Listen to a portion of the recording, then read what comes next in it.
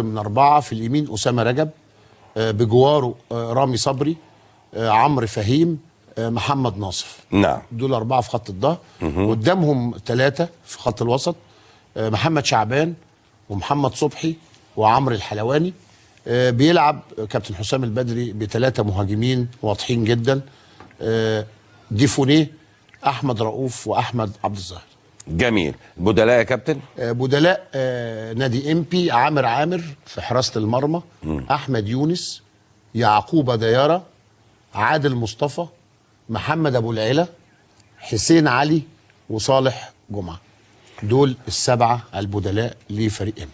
طبعا هو بيغيب لاعب مهم بالنسبه للامبي وهو قلب الدفاع اللاعب مانو، بيشارك مكانه الصاعد الواعد رامي صبري. بالظبط كده، وده يعتبر الغياب الوحيد. طيب كابتن مصطفى، ولاننا مش هنفهم قوي لكن قول لنا تشكيل